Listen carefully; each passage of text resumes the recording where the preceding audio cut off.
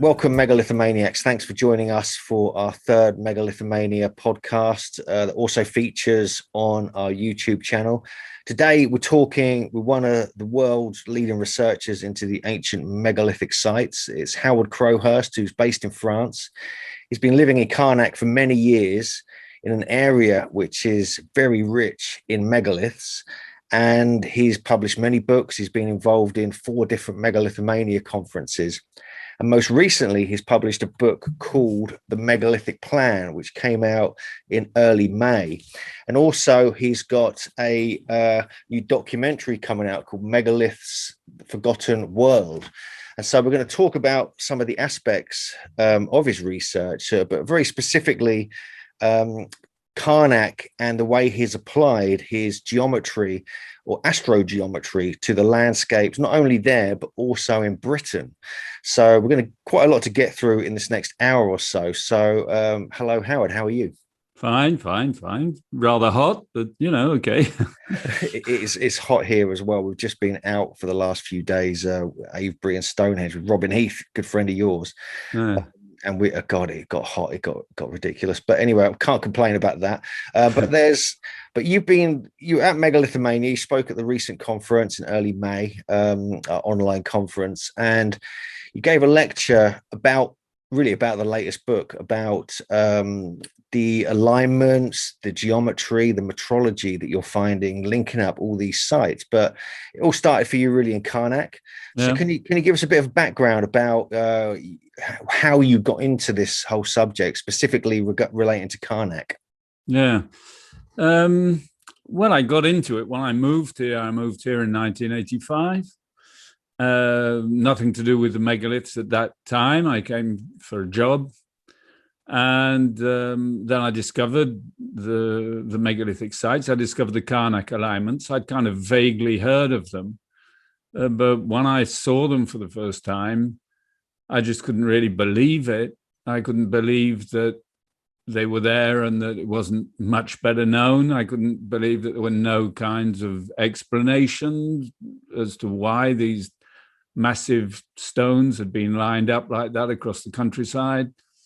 And I sort of started looking into the official, just the information I could get, and found it totally unsatisfying. And I think it's even got worse since. So once I'd sort of lived that, got this kind of weird feeling that something was not being said, I started getting more and more interested. I linked in with a French association here called AAK, which was an association of students basically who'd come from different subjects, but they'd been linked together by a questioning about the megaliths. So there were astronomers in there, there were mathematicians, historians, all different kinds of people. And I got very interested in that. And I eventually became vice president of that association. Things changed a lot when Google Earth came out, because up until then, work had been a bit complicated on long distances. The Karnak alignments run for over 4 kilometers. The Erdogan alignments run for about 4 kilometers. Those are long distances to try and work things out on sort of maps with any kind of precision. There was no GPS at the time. I was getting these ordnance survey maps and sticking them together with sellotape and trying to work things out. I even managed to get some high detailed electricity board maps, but it was still all very, it was interesting. Sort of ideas came out a lot. The presence of some geometry was clear. But once Google Earth appeared, everything changed. Suddenly, things became incredibly precise. I was able to see incredible precision over very long distances. highly precise angles to a precision of 100th of a degree over distances over a kilometer. And that changed everything, totally changed the take I had on it, because the high precision made it impossible to just think about early farmers, and just became impossible to take in the sort of general idea we have about this period, this prehistoric period.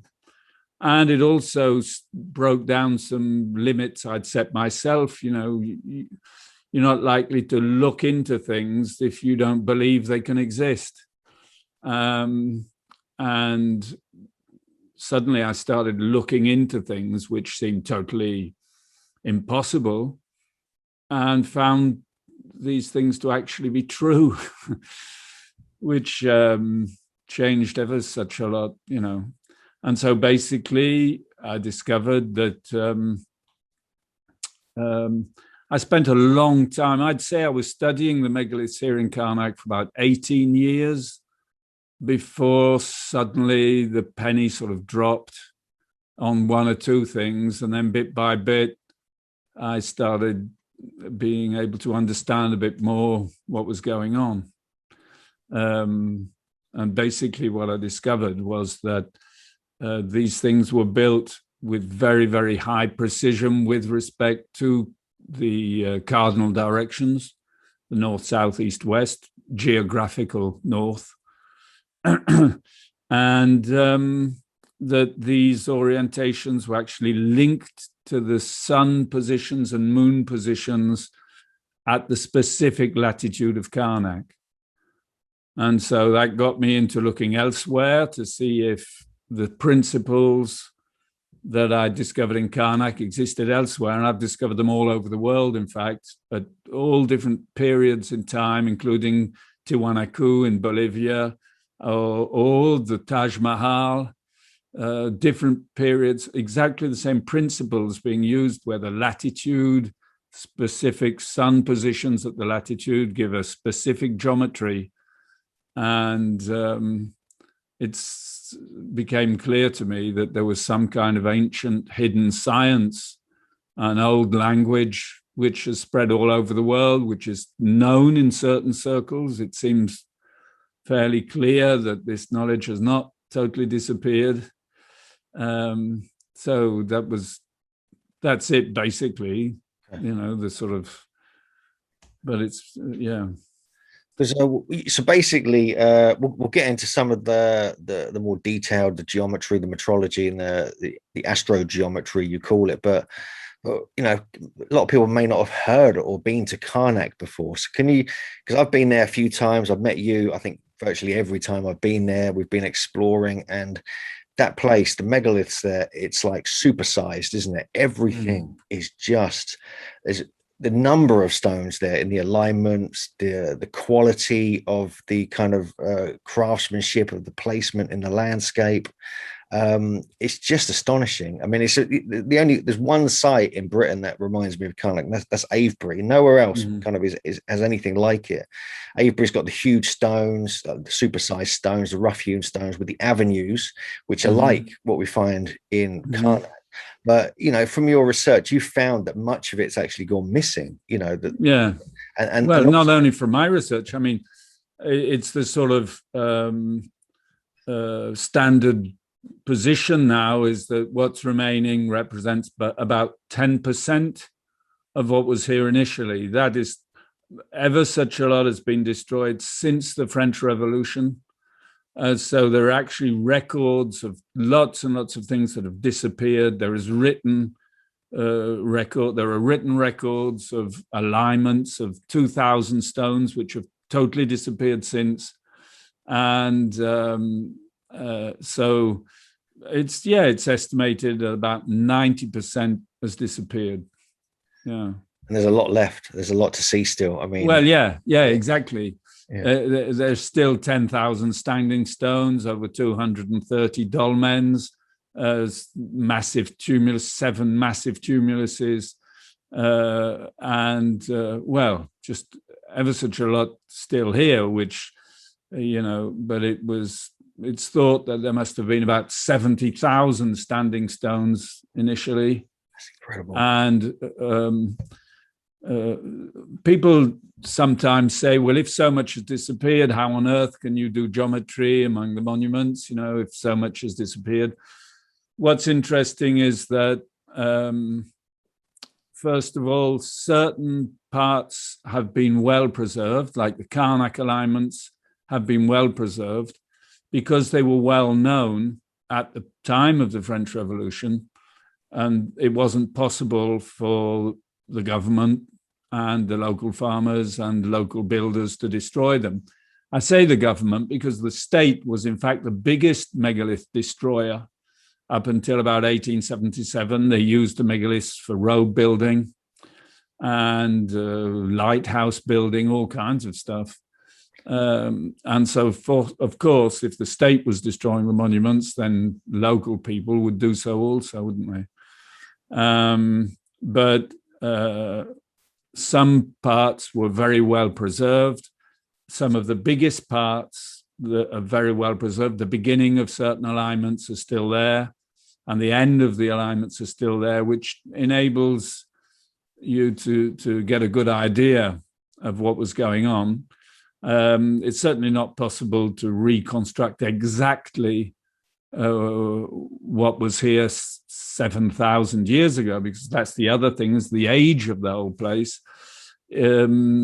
Because the Tumulus Saint-Michel, for example, is dated at 5,000 BC, which is a massive 67,000 ton artificial hill. It's dated to 5,000 BC. The giant standing stone, because we talk about the alignments, but there's a massive giant standing stone called the Grand Menhir Brisé, the great fallen standing stone, which was erected in 4,700 BC, which, and that stone weighs about 350 tons, metric tons. And it was not local stone. It's not local stone. It's now on the ground in 4 parts. And it was about 20 meters. Well, it was 20.4 meters long. And it would have stood a little under 18 meters high. That was taken from, at least we don't know the exact quarry point, but it's a special kind of stone. And the nearest quarry is 15 kilometers as the crow flies. That's impressive. That is just trying to move that thing. I mean, and the thing that gets me about Karnak and that whole area is that it's not only supersized, it's like bigger than pretty much any other megalithic kind of sites of a similar style in the world. It's also much older. It's at least 1,000, maybe 2,000 years older in some cases. So do you think that's like the origin point of like all this megalithic construction that kind of spread through Europe and around the world? Yeah, well, it's been shown. There was a study done last year or the year before by a Swedish researcher who collated a whole amount of information. I can't remember her name, but she collated a whole amount of information of dating of different monuments and showed quite clearly that the Karnak monuments are the oldest monuments and that things have spread from Karnak. She shows with the dating system how the further you get from Karnak, basically, the more recent the monuments are. And that has been a sort of accepted thing now. But of course, Göbekli Tepe are megaliths, and that puts a whole new dimension. Until Göbekli Tepe was found, it seemed obvious that Karnak was the center of everything. The existence of Göbekli Tepe is an incredible thing that suddenly puts all that into question as well. It was interesting when Göbekli Tepe was discovered. I think there wasn't a word on French internet there wasn't a word in French about Göbekli Tepe for about 10 years. I was publishing, there was a lot on the internet in English, but there was nothing translated into French. So I was publishing at that time a lot of stuff to talk about Göbekli Tepe, let people know about it. And even in 2010, a lot of people had never heard of it, even people interested in megaliths, And that was really kept silent here because it was a big question for the archaeologists here. What on earth is this thing? These massive megaliths that have been covered over all those years ago. And the same kind of thing happened here. The megalithic monuments here were also covered over in the same way Göbekli Tepe was. The Gavrinis, which is an incredible dolmen with its corridor and its chamber under a massive stone cairn of a 50-meter diameter. That was actually hidden. The entrance was filled up and the whole thing was covered with stones, and then earth was put on it to make it look like a normal hill. And that was done in 3500 BC. And the same thing was done for the cairn at Kerkado, which is just near the Karnak alignments. I've got an exhibition there this year at the Kerkado. I've got an exhibition with 8 massive, what would you call them?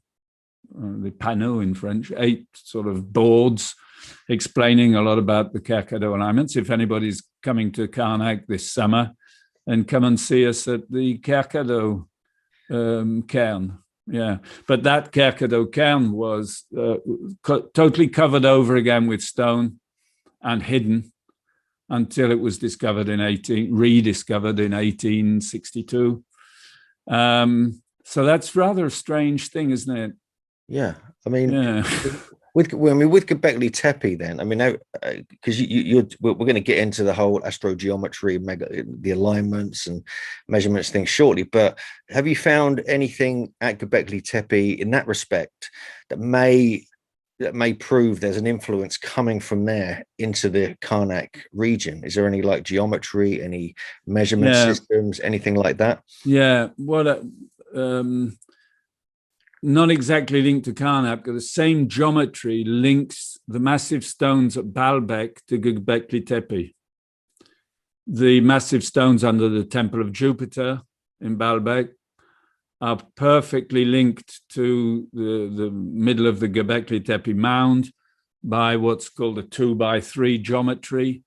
It's a massive distance over an incredible distance that can't possibly be a coincidence. It's precise to 1/100th of a degree. So the same kind of geometrical, those same stones of Baalbek are linked to the Ziggurat by a 5, 12, 13 triangle. And the whole, what was going on in the Middle East, in Mesopotamia, is exactly the same geometrical principles as what happened here in Karnak and then afterwards in the British Isles. So there is some kind of movement, some kind of influence that slowly may have taken place, but it just seems with Karnak that it just went so big, the sites there, so vast, so much work. I mean, the millions and millions of hours of work and quarrying and moving stones. I mean, even how they move some of these stones is just impossible to imagine. I mean, people talk about how difficult it was to move these sort of small blue stones from Wales to Stonehenge.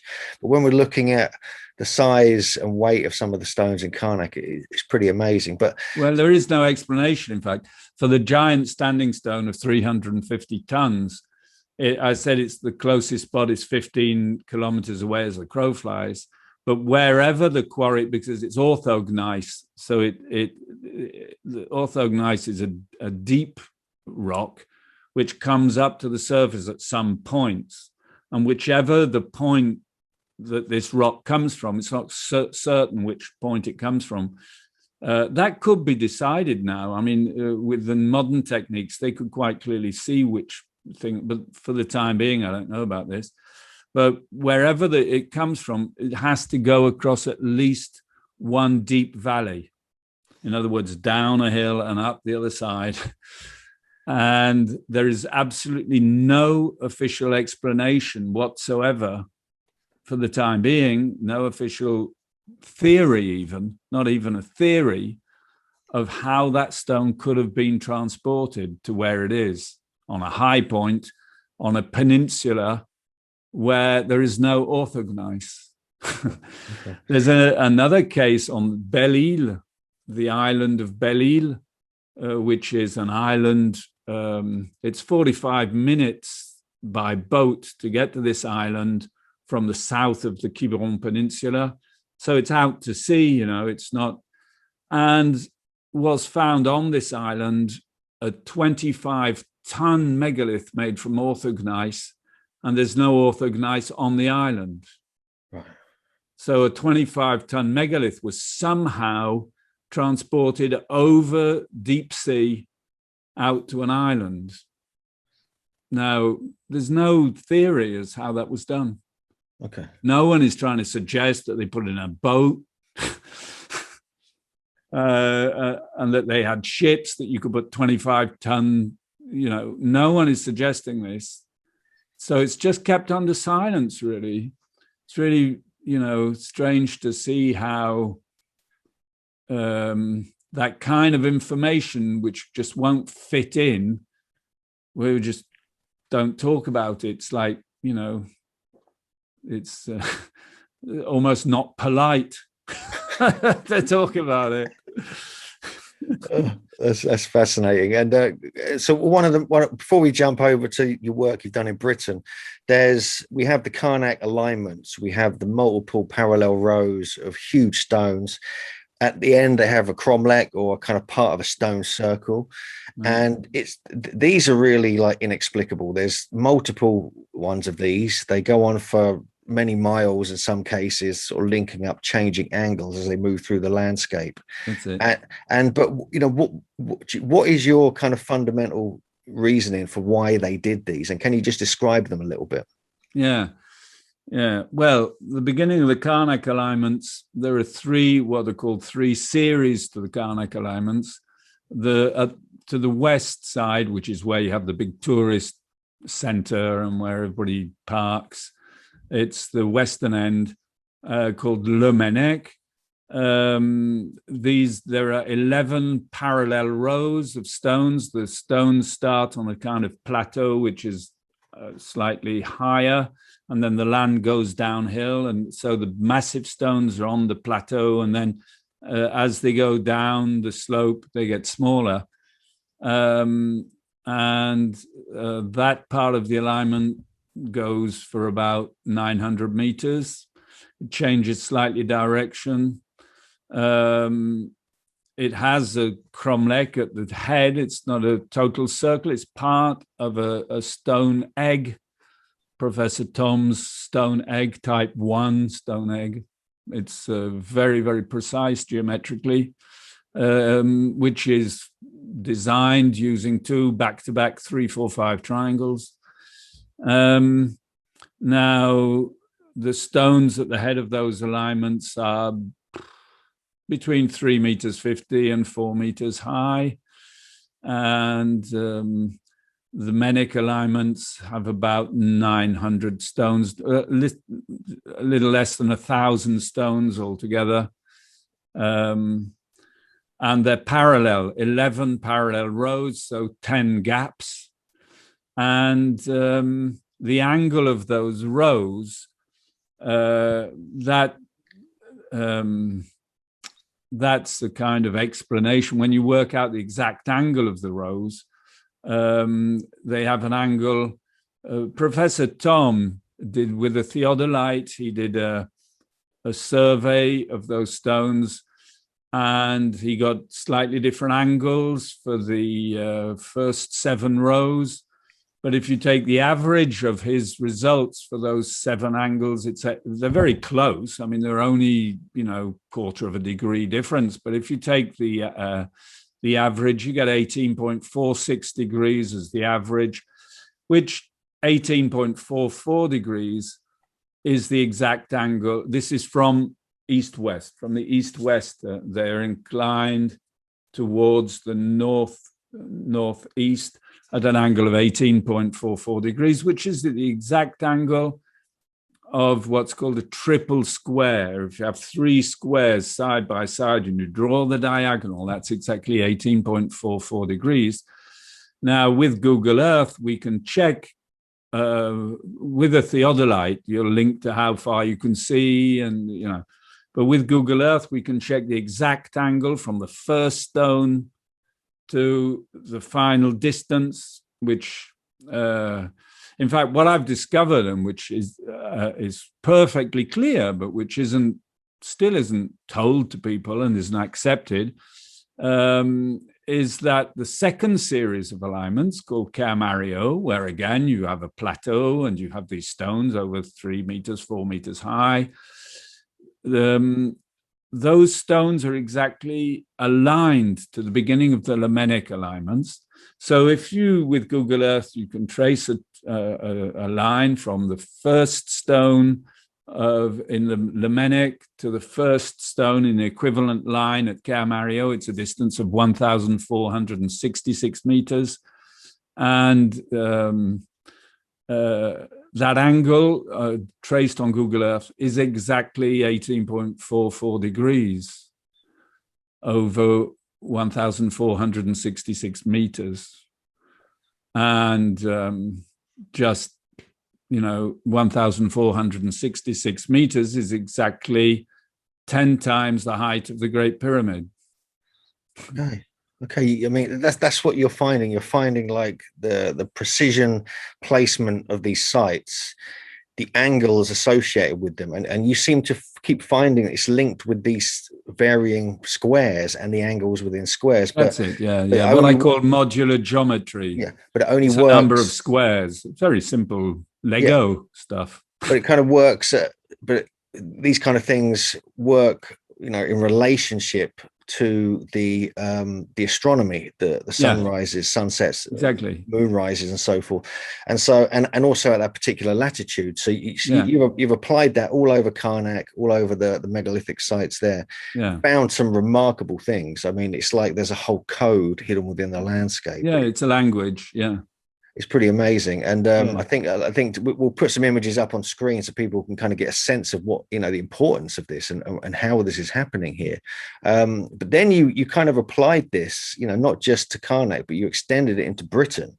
And there's obvious connections between these two areas. I mean, even like I said earlier, Avebury is very similar to some of the Karnak sites with the avenues, the big stones, the mega ditches, the henges, and so forth. So what did you notice happening in Britain? When did you start seeing the connection between the Karnak geometries, astro-geometries that you're finding, and those in Britain? Well, the first sort of link, if I look historically in my research, the first link was when I realized that Orkney was exactly due north of Karnak. And the 1,270 kilometers due north of Karnak, you come to Orkney.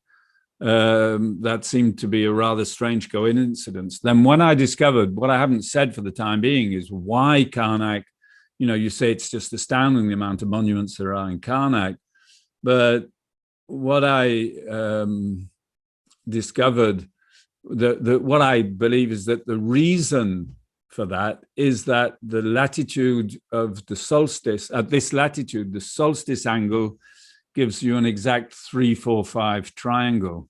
So if you look at the solstice angle like this, and you're looking from here, then this is east-west. So you go 3 north-south, 4 east-west, and 5 is the actual solstice angle itself. So when you have the solstice angle, the 3-4-5 triangle is a right-angled triangle. It's the easiest way to discover to trace a perfect right angle. So it's still used in the building trade. If you want to trace the right angle of a house, you measure 3 units, then 4 units. And when you have exactly 5 between them, then you've got a perfect right angle. That's still used, And so the fact that at Karnak, you have the solstice, because what you have to realize, people talk about solstice as an important moment. It's a very important moment because the sun stops.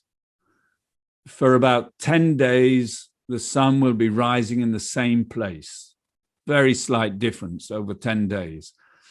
And so, whereas the rest of the year, if you look at equinox, then from one day to the next, the sun's moving. It's very difficult to get angles at equinox, but at solstice, it's very easy. And so if you have this sun stopping at 10 for 10 days, you have the solstice angle. If that's a 3, 4, 5 triangle, you can easily find that angle because that's the solstice. Well, then you can perfectly position a perfect north, south, and east, west from that solstice angle. It's not easy to get perfect north, south, and east, west. It's not easy at all. And you say we look at the pole star, but the pole star isn't exactly in the, whereas with this method, if you're at the right latitude, then you look at exactly where the sun sets, and then you can work out perfect north, south, and east, west. And that's very important if you're wanting to start to organize space, because the cardinal directions are the things that enable you to organize things. And what I've discovered is that, I don't know if, I haven't put this in the book about England because it wasn't about England, but I've discovered that the same thing is true, for example, at the Giza Plateau. The solstice angle at the Giza Plateau is another Pythagorean triangle. It's the 8, 15, 17. It's the exact angle of an 8, 15, 17 Pythagorean triangle. So instead of having 12 units, 3 plus 4 plus 5, you have 40. 8 plus 15 plus 17, 40 units. And so again, from solstice, you can work out exactly north, south, and east, west. So that's very interesting. And the builders seem to have attached great importance to the half angle. So east-west is equinox, solstice, right? And you can have half an angle, when the sun has done half the angle. And when it's a 3, 4, 5 triangle, half of that angle is 3 squares side by side. In Egypt, half on Giza Plateau, half the angle of a 5, 8, 15, 17 is 4 squares side by side. And they've actually traced that out, what's called the Kefren Causeway, which goes from the Valley Temple up to the Kefren Temple, the temple at the base of the Kefren Pyramid. That is exactly 14.04 degrees north of west. It's the exact angle of a quadruple square. So in other words, if you take the Kefren Causeway and you draw 4 squares, that will be the exact diagonal, 4 squares placed on cardinal directions. Then the Kefren Causeway is the exact diagonal of that. So in Karnak, it's 3 squares, and in the Giza Plateau, it's 4 squares. So these latitudes they're exactly the same principles, and these places were quite clearly chosen because of that. They are like sort of special places on Earth. And so, of course, right. So to come back to your question about the link with England, is that I realized that Orkney was due north of Karnak. And then I realized that the solstice angle in Orkney is also a 3, 4, 5 triangle, but this time turned round by 90 degrees. In other words, the 3 side is east-west, and the 4 side is north-south. So you have the same astro-geometry in Karnak as you do in Orkney, except that the 3, 4, 5 triangle has been turned. Now, you know, what kind of chance is there that that's a coincidence, you know, that on a north-south meridian, 2 points have been chosen for the most important megalithic implantations at those specific spots on that meridian. You know, it's obviously linked, especially when you find it, you know, the Maes-Howe corridor, its greatest angle, because the corridor has a certain width. If you take the diagonal of that corridor, it's on the angle of a 3-4-5 triangle.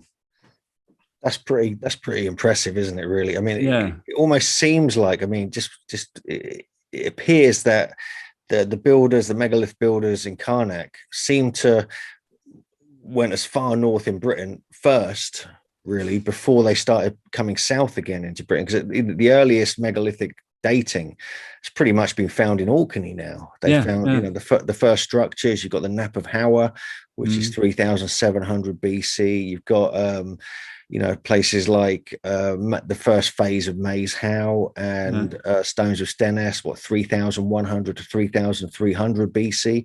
So it's not as early as Karnak, obviously, but it appears that there was, it kind of jumped from Karnak to the far north and back down again. Because Karnak closed down in 3500 BC, basically. Okay. The building went on there from about 5000 BC to 3500 BC, and then quite clearly things were closed down. The monuments were closed, hidden from view, and people moved out, cleaned up their picnics, because there's no trace of human. There is no trace of human habitation, or that's one of the other things. You see, that the archaeologists have found no trace of human existence in the area from that time. So, you know, you have to go inland by about 150 kilometers and come to about 2000 BC before you find the first traces of dwellings.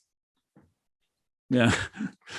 So, they cleared up their picnics. I mean, there were rising sea levels. It's thought that perhaps they were dwelling on the right by the sea, and so it was all covered over, you know, but whatever.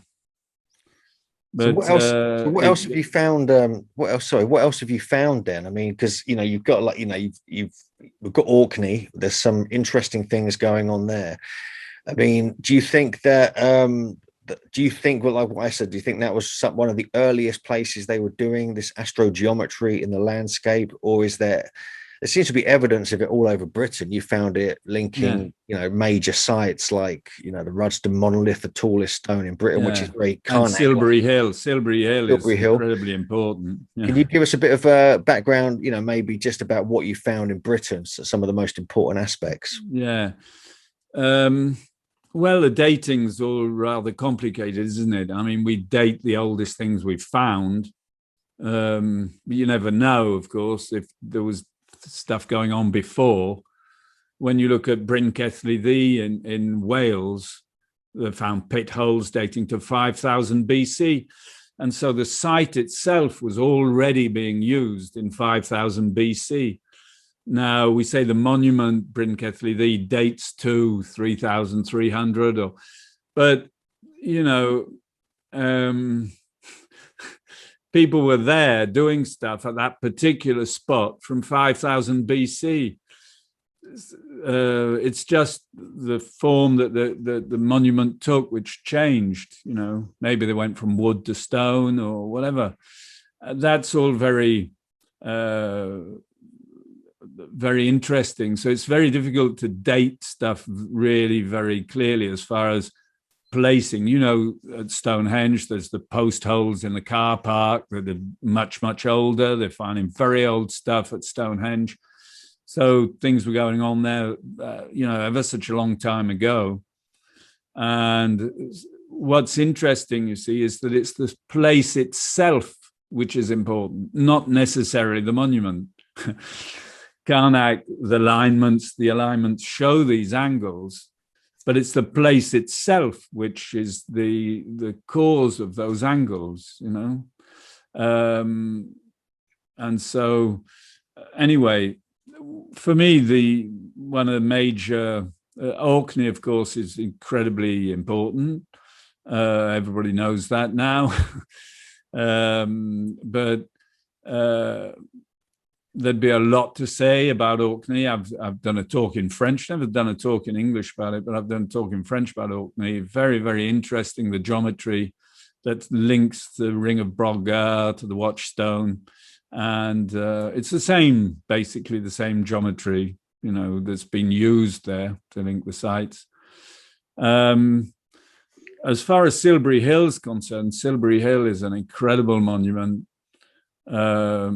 which is incredibly mysterious. It's another one of these things. It's rather impolite to talk about it because they've never found a chamber. So all the tomb theory won't work. And so if it's not a tomb, what is it? And I mean, I actually read an article recently where quite seriously somebody was suggesting that it happened by accident, that Silbury Hill was kind of built by accident. Somebody built a first thing, then somebody else put something around it, then they put something else around it, and the whole thing kind of appeared by accident, which shows, how far we can go to try and, get rid of the fact that something was going on and that we don't know what the hell was going on, really. But Silbury Hill and Avebury, in the book, I do talk about that. I mean, you can show the thing. I've got that ready, which is but we can put the image in there. It's the relationship between the center of Silbury Hill and the center of Avebury. It's very, very important. If you can perfectly get the exact center of Silbury Hill and the exact center of Avebury, they can be found quite easily. And the angle between the two is 9.22 degrees. It's exactly 1/4 of the angle of a 3-4-5 triangle.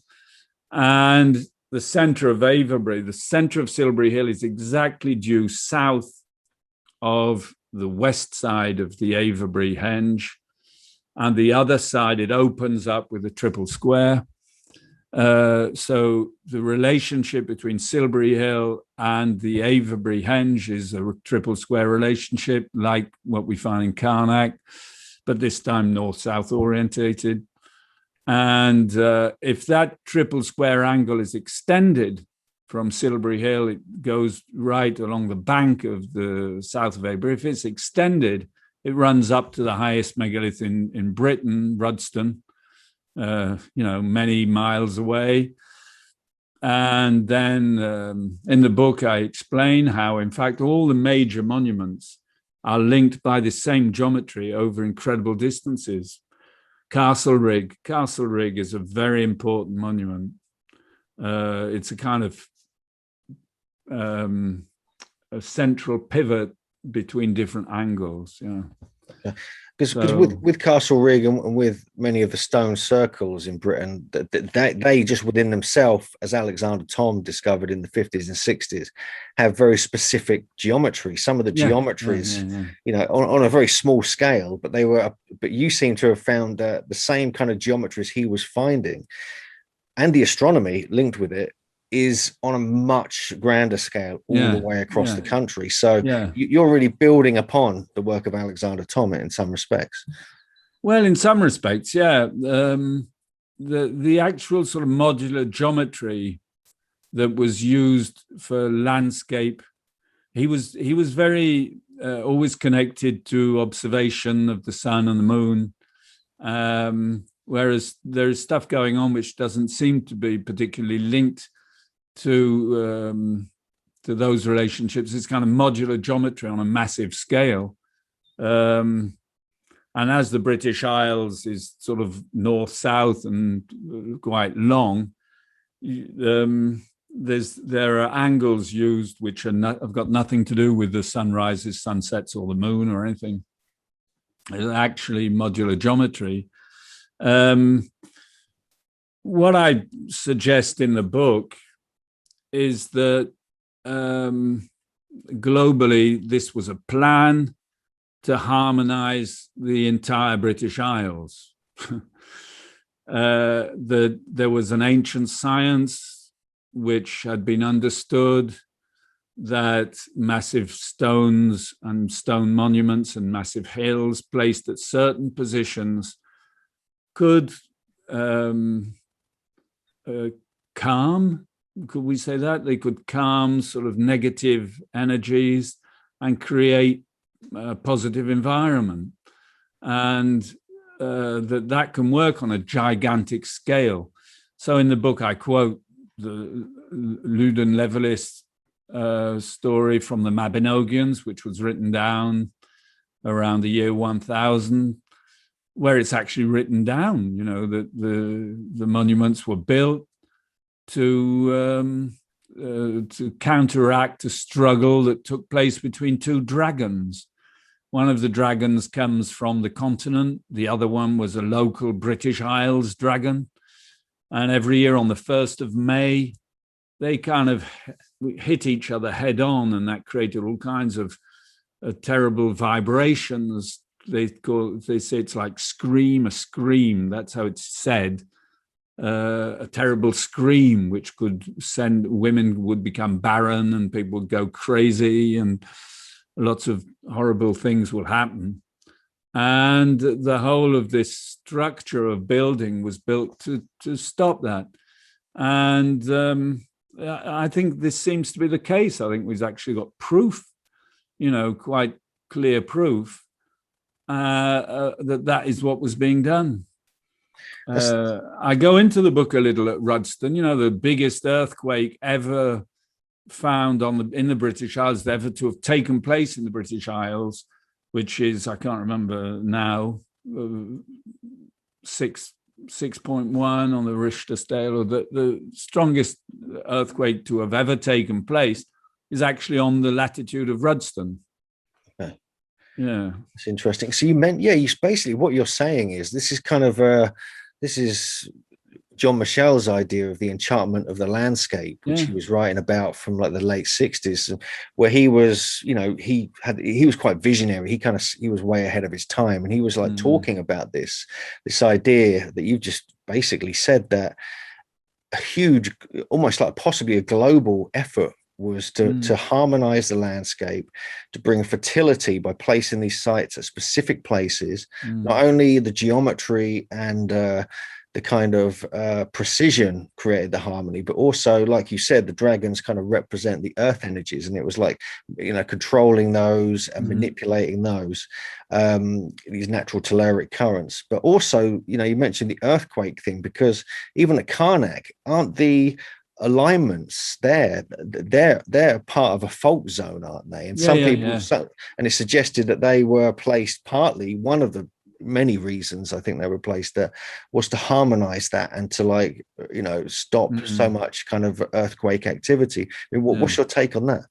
Well, there's a massive fault line runs right through Brittany, north of Karnak. It's through what's called the Land de l'Envoi, which is, it's higher hills to the north of Karnak, and that's a massive fault line.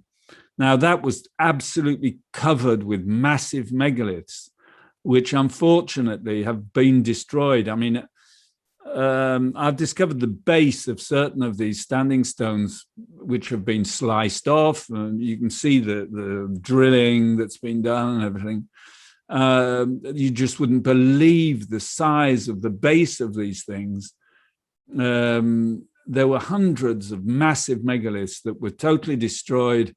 A lot during the 1950s, when they were trying to go towards massive agriculture and get rid of and they're right along the whole of this fault line on the Land de l'Envoi, and they create a kind of barrier to the north of Karnak.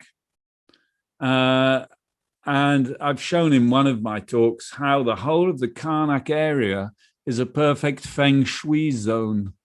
I've actually superposed a plan found in a tomb in China, which dates from 2000 BC, I believe, which shows a perfect feng shui site. I've actually superposed that over the geography of the Karnak area, and everything fits. The rivers come down in the same way.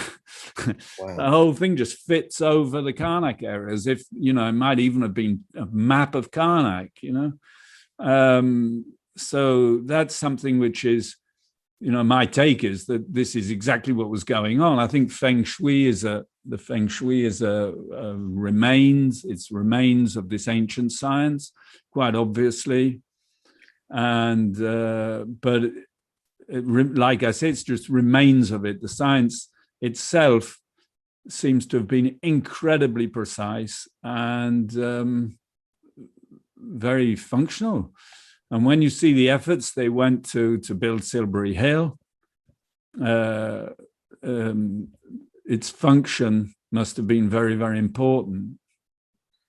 That's, because one of the things that, you mentioned this idea, it's almost like these legends, this folklore has elements of truth in it. This is the point. You make that point in your book. It's something that, I've been looking at as well myself, with the kind of giant lore of ancient Britain and that connection with geomancy and geodesy and the placement of sites. You mentioned the Rudston monolith. For people that don't know, that's the tallest standing stone in Britain. It's almost, I think, 26 feet tall, and potentially it goes very deep in the ground as well, some people say. And that was bought 10 miles away from the coast, apparently. And it's in a churchyard now. It towers above the church, and it's part of this whole area called the Gypsy Race, with these numerous cursuses, which all sort of almost like form triangles. But there's legends associated with that, about the devil throwing the stone at the church. And you also have sites like the Devil's Arrow, also in another part of Yorkshire, which is 3, possibly 5 stones, potentially there were, and they were thrown into place in this alignment. And so there's this almost like this ancient law which the Christians apply to the devil, but it's probably giants before that and different elemental beings throwing these stones to mark certain positions in the landscape. And this is something that we find all over Britain. But we have the myths, we have the legends, but you're finding actual kind of scientific kind of measurement systems and layout relating to that, like Rudston, for instance. Can you talk a bit about the Rudston area and how that kind of connects virtually the whole of Britain? Yeah, well, what you were saying about the Devil's Arrows is interesting, because there's a legend there that everybody repeats, that's been repeated for centuries, about how the devil threw the stones from a place called How Hill. He was on How Hill, and he was aiming at Aldeburgh. There was a Christian community in Aldeburgh, and he was aiming at the Christian community, but it says it fell short, and they landed in Boroughbridge. The legend says, "Boroughbridge, keep out at way." There's a sort of little poem about it, But I tried to find out where How Hill was. I realized nobody really looked into where How Hill could have been, and I found this place called How Hill, which is to the south of Aldeburgh. And I discovered that, in fact, this hill, from this particular hill point to the Devil's Arrows, we have a perfect geometry of a 3-4-5 triangle to the tallest stone of the Devil's Arrows. And so the legend, and also to Aldeburgh, there's an old ancient church at Aldeburgh, and it was a perfect 45-degree angle to that church. So basically the legend, it seems to just, seems ridiculous. But in fact, if you look into it, it's giving you the geometry. It gives you the specific spot from How Hill to the Devil's Arrows to the Aldeburgh Christian community. The whole thing is laid out, And we get the same thing at Silbury Hill, with the legend about Silbury Hill. The devil wanted to throw earth on Marlborough, but he met up with the druids from Avebury, who stopped him from doing it. And so he put all his earth at Silbury Hill. So this legend links Marlborough Mound, Silbury Hill, and Avebury together. And in the book, I show, that clearly there's geometry between the three. So to come back to Rudston, Rudston, I think, was, there was a lot more than what you can see now. and a lot of these cursuses. And it's the same kind of landscape as Avebury. It's the most northerly chalk bedrock countryside in Europe. It's exactly the same kind of geology as Avebury. So you get the winterbourne streams like you get in Avebury with winterbourne Monkton. You get the Kennet. The first part is what's called a winterbourne stream, which it doesn't run all the time. Sometimes it's dry, and then it's linked to the level of the water in the bedrock, in the chalk bedrock. And you've got exactly the same structure in Rudston as you have in Avebury. Avebury is north-south, and Kennet runs north-south. From north of Avebury, it goes past Avebury, down past Tilbury Hill, and then turns at a right angle towards the east. In Rudston, you have exactly the same thing, what's called the Gypsy Race. It's a winterbourne stream. It runs north-south down to the Rudston monolith, then it turns and it runs off towards the east. So it's, the whole thing, the two places are very similar. And then the geometry, well, they're linked with a triple square. And I pointed out different links to Rudston.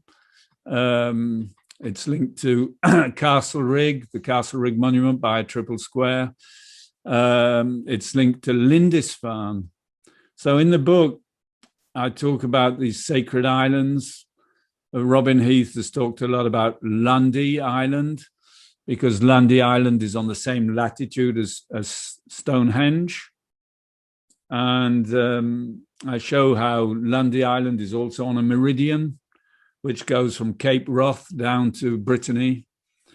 But Lindisfarne, the holy island of Lindisfarne, I've discovered while I was writing about the English monuments, I discovered that Lindisfarne is very important. It's a very important spot geometrically because it's perfectly due north of Silbury Hill. So if you go due north from Silbury Hill until you come to the coast, you hit Lindisfarne. And from there, a lot of things have been organized.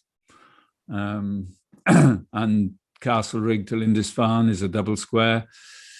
And the fact that these were the oldest books in Britain were written at Lindisfarne, the Lindisfarne Gospels. And on the cover of the book, I've put a sort of extract of the pattern of you can see that's from Lindisfarne, because I discovered that in the Lindisfarne Gospels, in fact, you can actually discover the geometry used over the whole of the British Isles is actually marked out on the back of the pages of the designs in the Lindisfarne Gospels, which is incredible.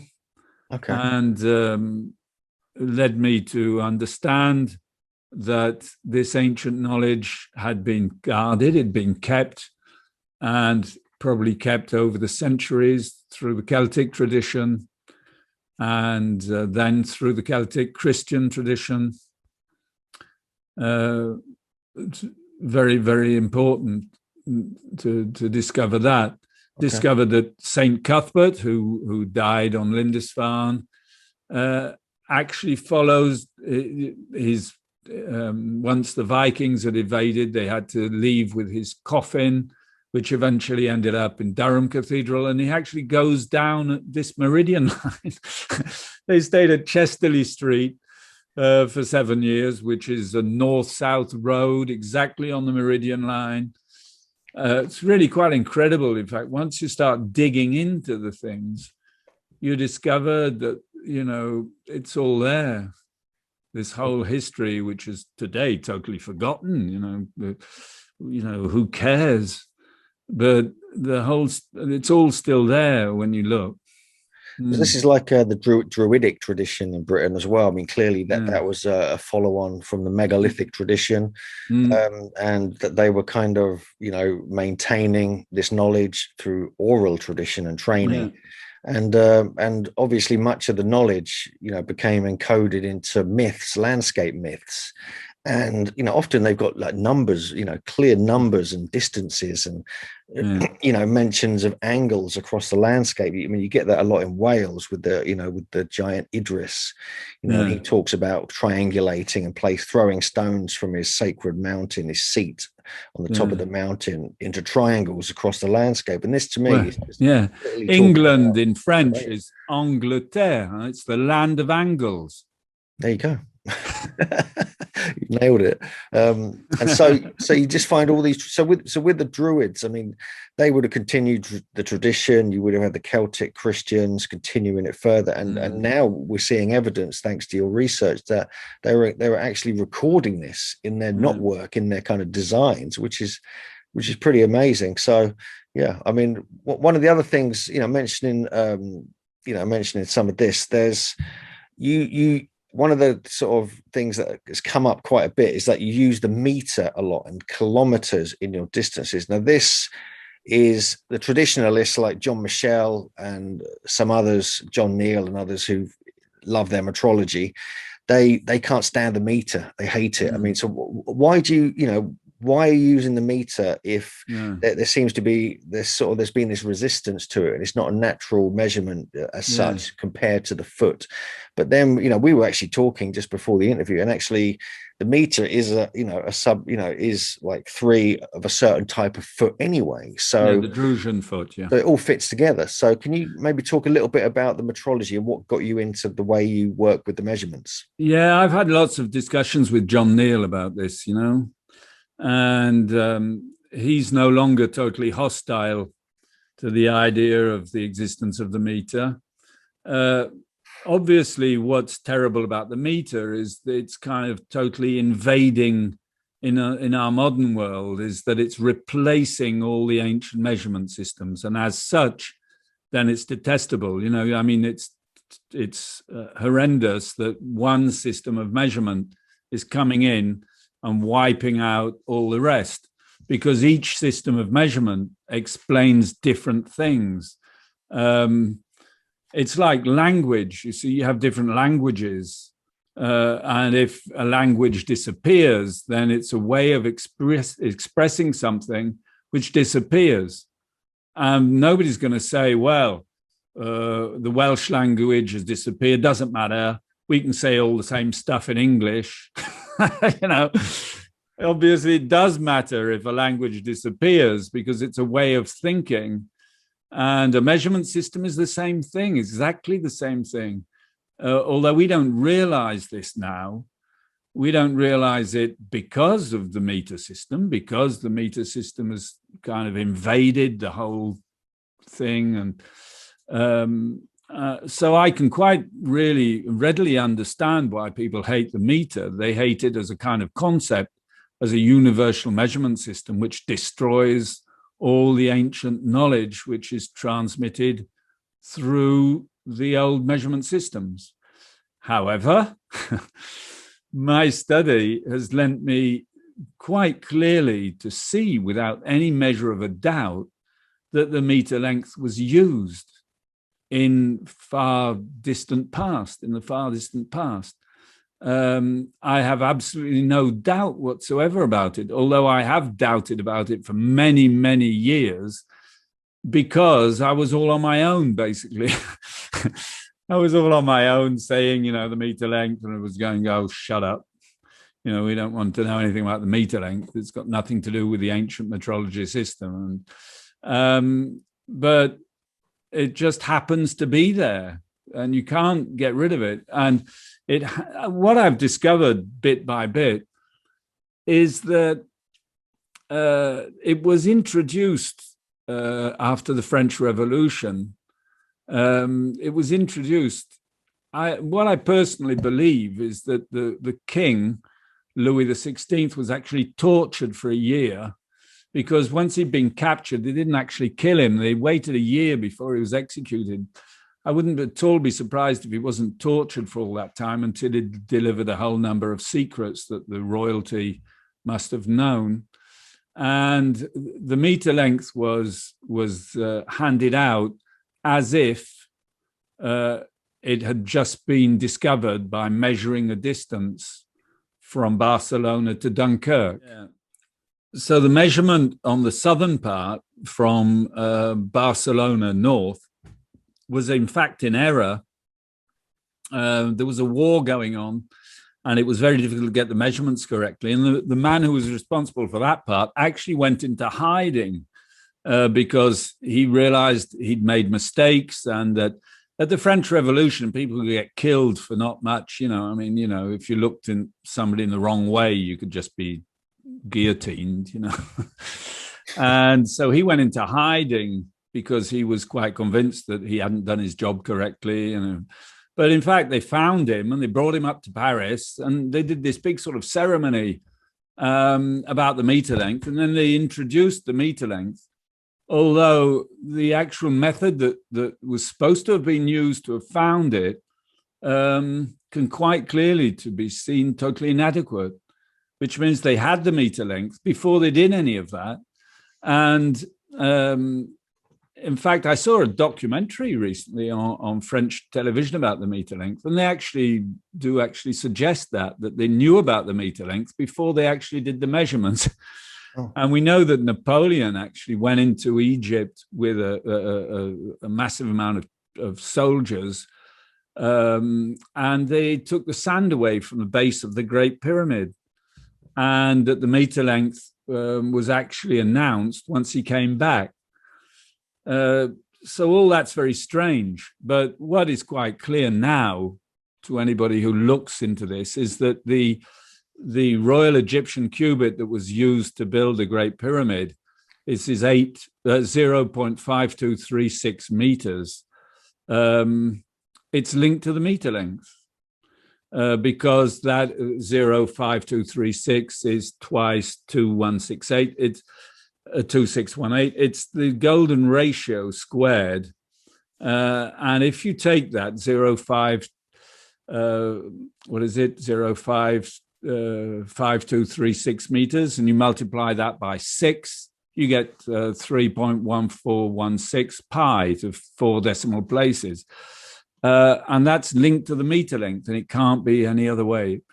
I've actually shown, in fact, quite clearly in a talk I've done called Karnak and the Pyramid Plan, that the distance between the bent pyramid, let's get this right, no, the red pyramid and Saqqara pyramid, the north-south distance, it's a 7-fold square. They're separated on an east-west measurement by exactly 1,000 meters and exactly 7,000 meters north-south.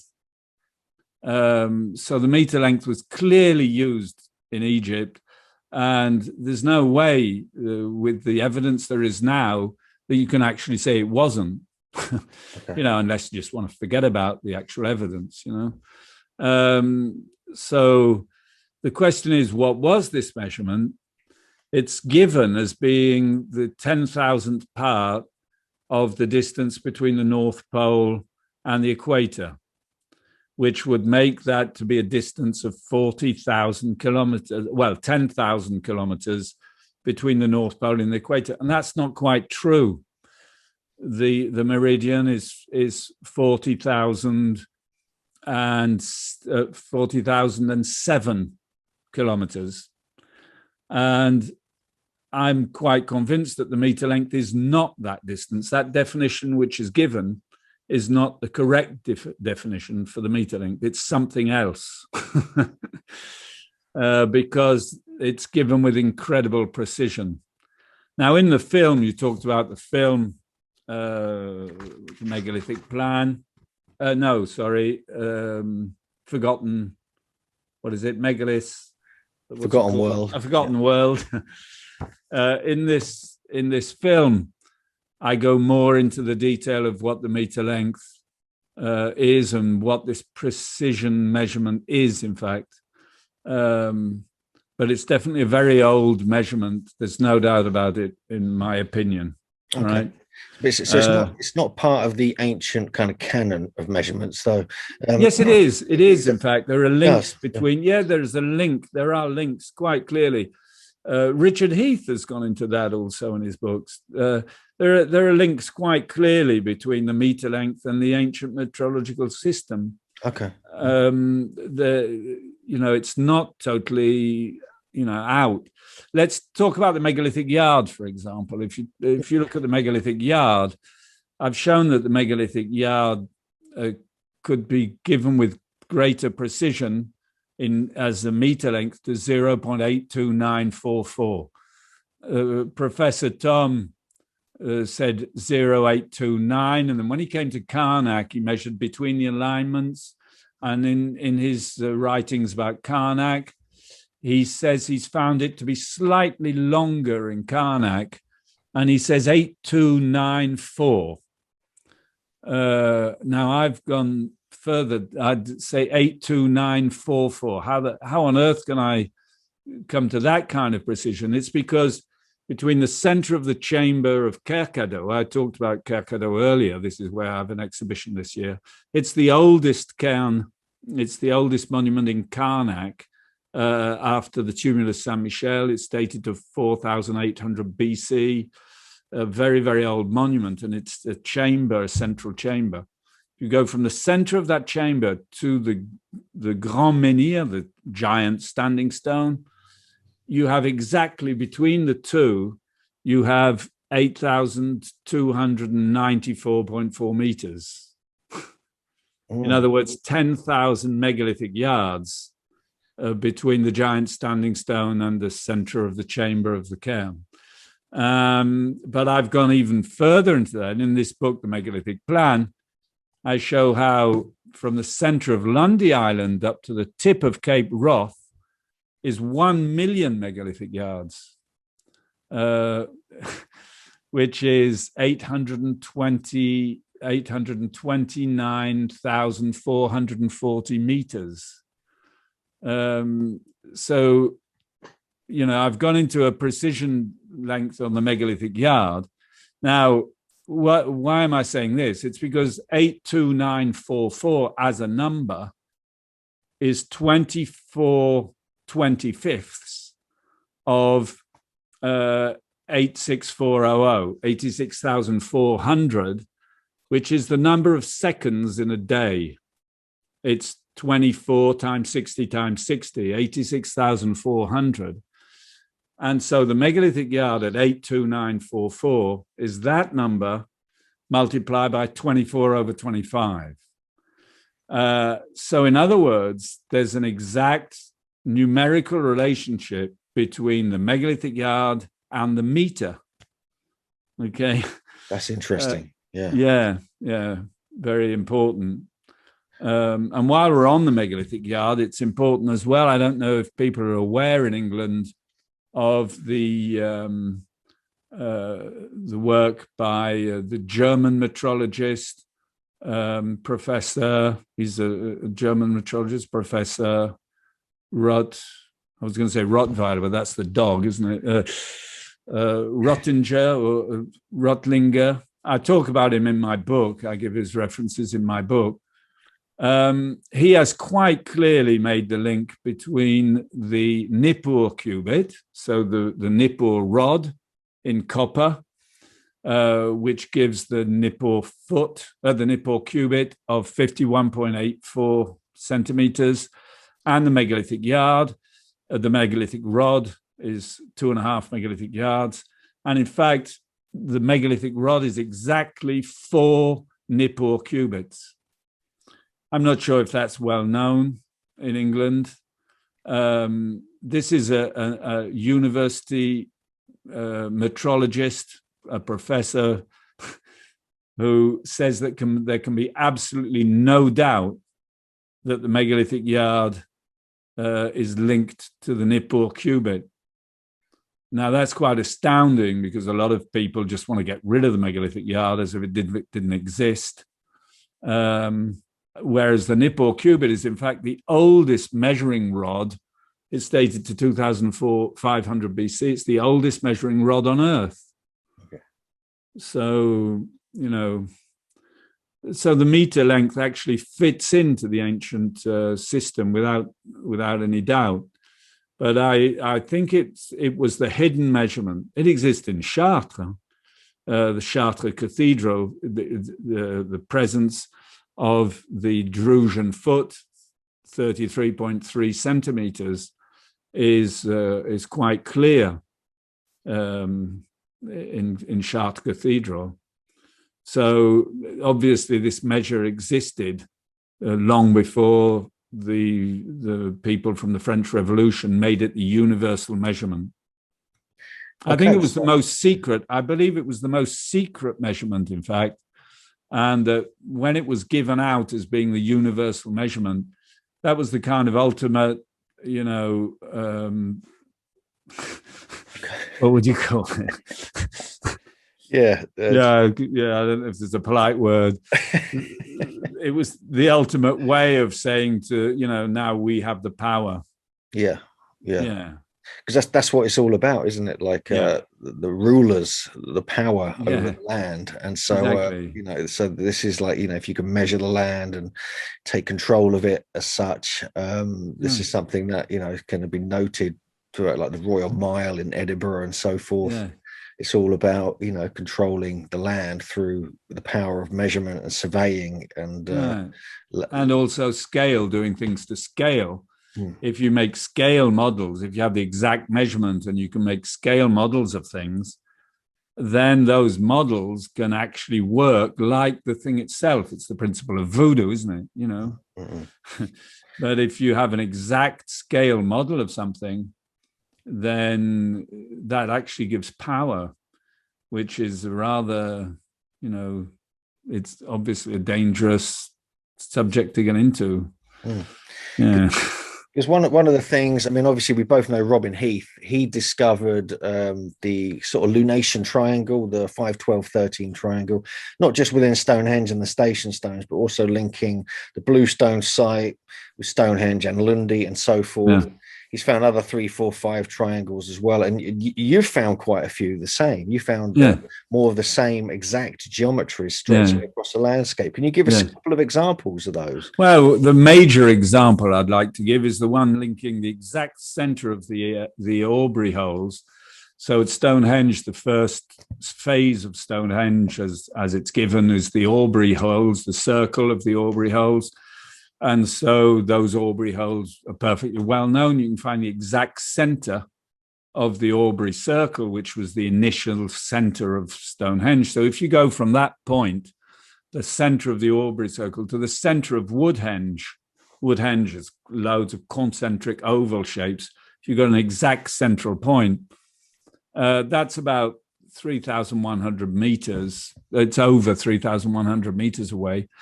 The line linking those two centers is exactly 22.62 degrees. It's an exact angle of a 5, 12, 13 triangle with a precision of 1/100th of a degree.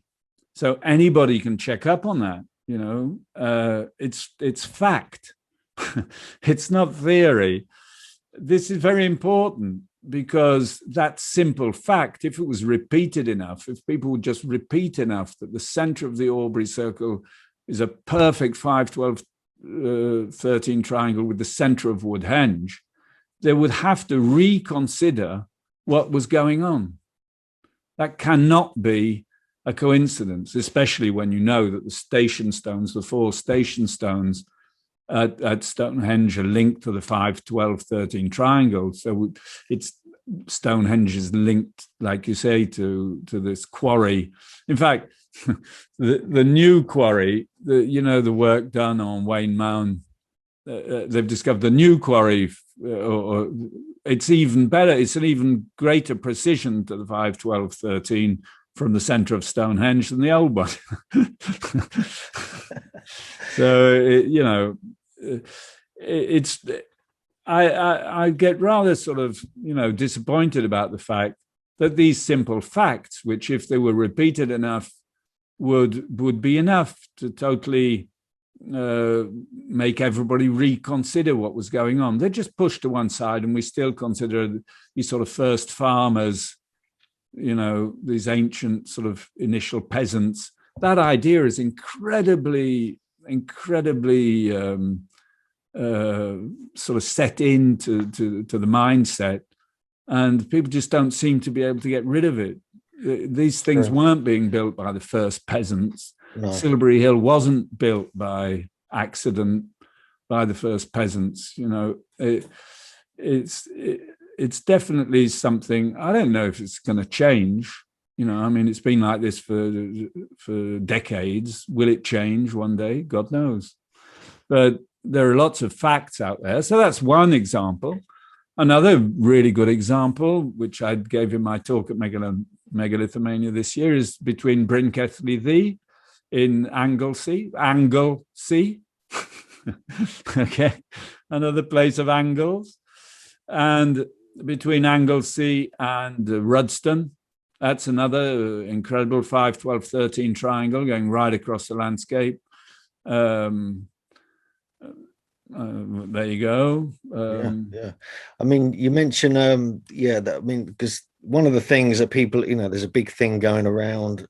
We were talking about it a lot of Megalithomania. We had Mike Parker Pearson and Robin Heath and yourself speaking there. And they're always trying to work out, why was Stonehenge placed where it is? Why did they bring the blue stones from Wales? And Robin Heath has been shouting, it's because of the geometry, because of the big triangle and the land. And it's completely ignored. I mean, only, as you mentioned, only recently, as Alexander Thom's archaeoastronomy been taken seriously, 30 or 40 years really it took for people to kind of start accepting and registering that as a reality after his profound scientific kind of accurate discoveries. So this geometry thing in the landscape is just being it's strange. It's just being so heavily ignored. It's almost like is it suppressed? Is it just because it's not understood properly? People don't have the brain capacity to kind of But it's not very complicated. I know. To me, it's a no-brainer. Why isn't this just accepted, as mainstream? Well, because you have to change all the history books. Basically, it's very difficult to sort of put totally into question things that have been believed, even if you have, perfect evidence for it. It's very, very difficult. But I mean, it's going to happen. It's obviously going to happen. We're going into quantum physics now. Quantum physics is starting to become very important. You get quantum or computers and things, and the quantum universe doesn't behave like our physical universe, and so loads of people are having incredible difficulty accepting that. And it's taken years and years and years for the things, but it's going to happen. It's obviously going to happen. Quantum physics is going to take over. And so things will eventually change, but it's very difficult, isn't it? Especially if you've been top of the class. If you go to school and you're top of the class, and so, you're sort of, you represent sort of all this knowledge. It's very difficult to say, well, everything I know is wrong. Yeah. I'm not top of the class anymore. Yeah. It's very difficult. Yeah. So I can understand why it takes some time, but you can see it in all kinds of fields, can't you? Yeah. Well, so I think we should I'm going to ask you one final question. This could be a long answer though. So we have these people, these ancient people building these sites, locating very precisely across the landscape. They have to go over hills they can't see the other area where the other point is. They're surveying, they're marking the geometry over huge distances, even into other countries. So how did they do it, Howard? Oh, right.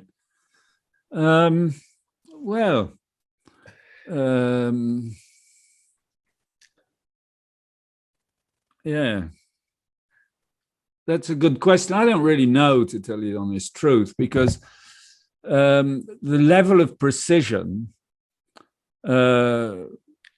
it's only since we've had GPS satellites and Google Earth and all these things that we have been able to determine this precision. So we can only understand the quality of what was done with our most recent technology. So how did they do it? Certainly, if they had the same technology as us, then it's disappeared since or gone off to some other planet. And if they didn't, then they had some sort of level of consciousness that was different to ours. Could they have possibly just been able to know where the exact spot was that they had to put something? I've often wondered if there's not some kind of, intelligence in the earth that you can get into contact with.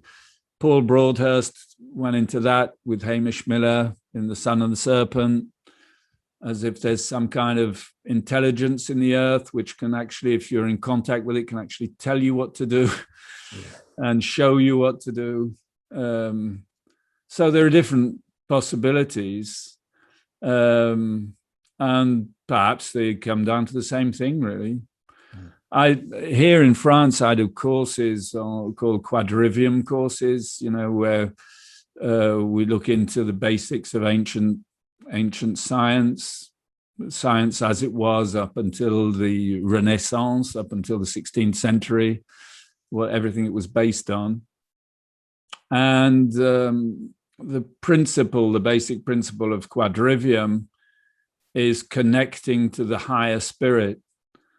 There are 4 ways. They said quadrivium is the 4 ways, the 4 paths. And there were 4 paths to do that: via number, via geometry, via music or harmony or vibration, and via astronomy. And those 4 ways were ways of connecting to the higher spirit. In other words, as if in number itself, higher intelligence is inscribed in number itself, or in geometry, which is number expressed in space, or music, vibration, etc. And if that was it was the aim of all ancient people, ancient searchers, people who searched in ancient times, ancient Greece or Egypt, their aim was to connect to this higher spirit, to this higher intelligence through these different paths. And if a lot of people were studying in that way, then that means probably they could connect. In which case, things are a bit different. If you're connected to some kind of higher intelligence, then things are a bit different. Yeah, I agree with you. It's like the the advanced geomancy, advanced feng shui. I mean, I know several practitioners, I'm sure you do as well, that have this intuition. They have this sort of understanding of where to place things. And sometimes, like I was involved with John Martin, actually, and Sean Kerwin, building one stone circle and one wood circle at these 2 different sites over, all around the Glastonbury area. And eventually, years later, we actually checked to see exactly where they were placed.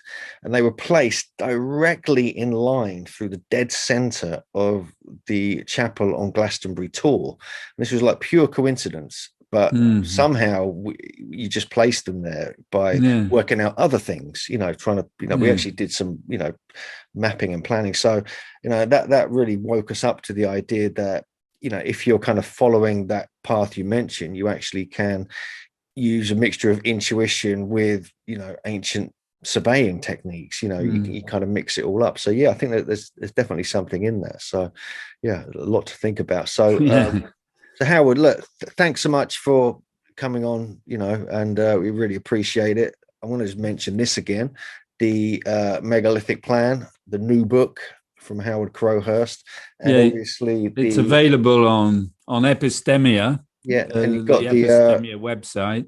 And when is the documentary coming out? When's that happening? Well, I got a letter today. It's supposed to be coming out on Netflix. I got a letter today with the new contract. They sent me a contract. I wasn't very pleased with it. I thought it was a bit sort of...